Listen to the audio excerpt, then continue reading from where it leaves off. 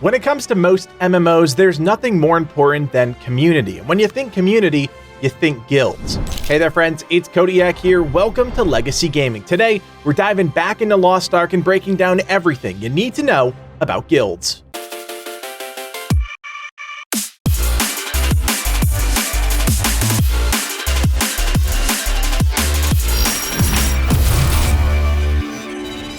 Lost Ark straddles an important line, one that gives players the option to do solo content and group content. By weaving systems together, they create an experience that feels larger than life while still making it accessible to everyone, and that's impressive.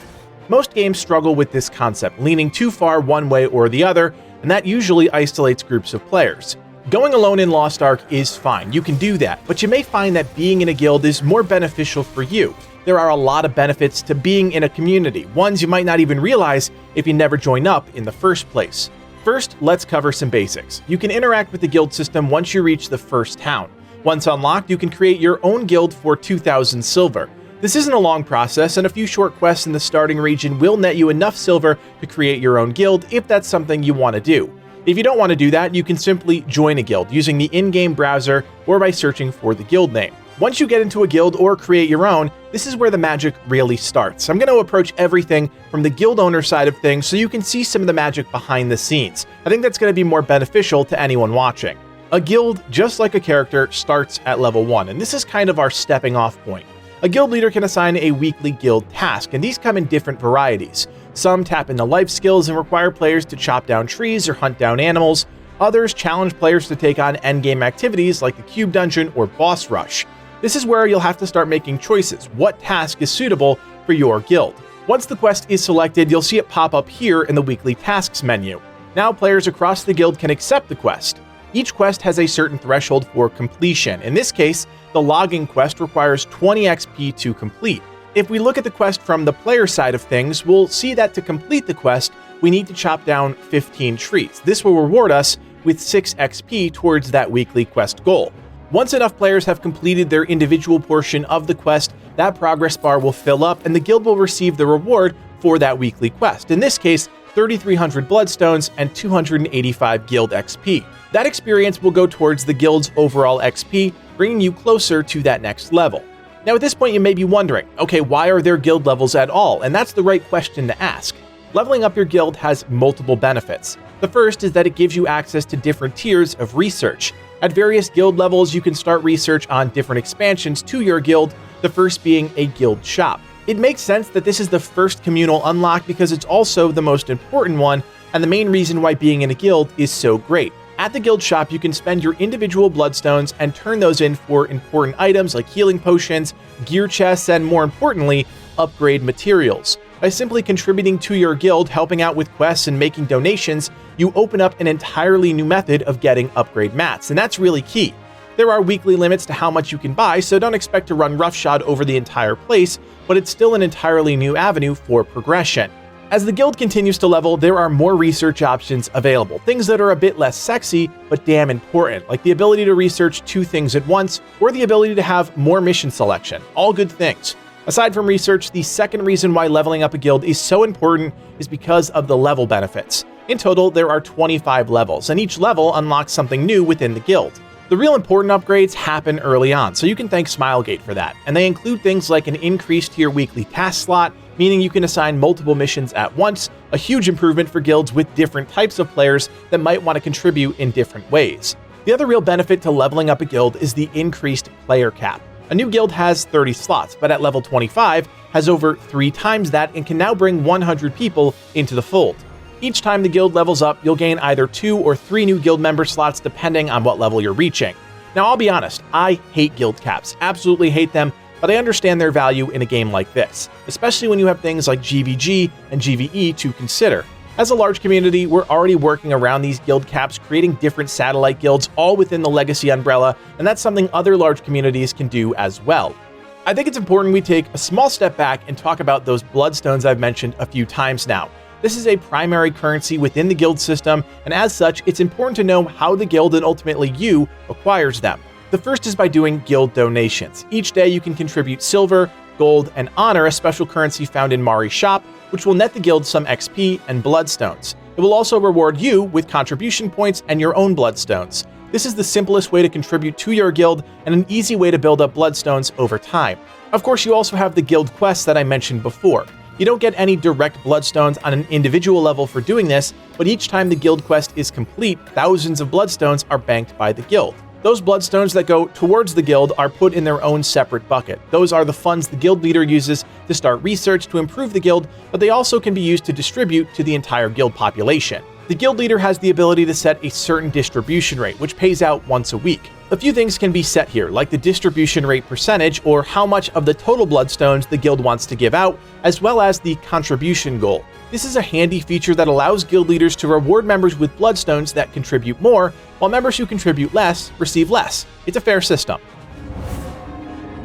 It may all sound a bit confusing in the abstract, but in practice, it's very straightforward, and I wanted to break it down in a sort of checklist for new guilds that might be having a hard time wrapping their heads around the way it all works.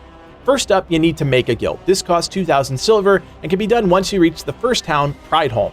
Next, you'll need to set your guild privacy. This can be done in the Manage screen. In the bottom left-hand corner are join settings, which allow you to choose what type of guild you want to have. There are 4 options here: instant approval, subject to approval, require a password, and auto deny. You can also set a minimum item level for your guild.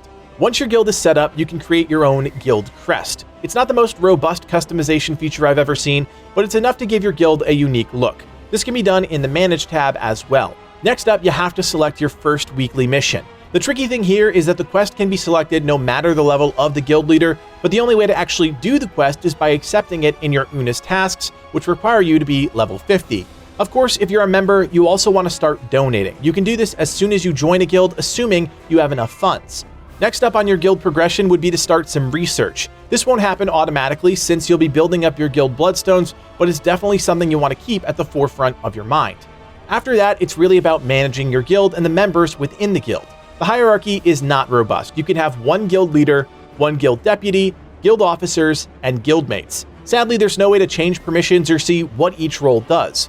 I should also point out there is a small grace period when a new member enters a guild. They'll be stuck with the new guild rank for 2 days before it automatically converts over to guildmate.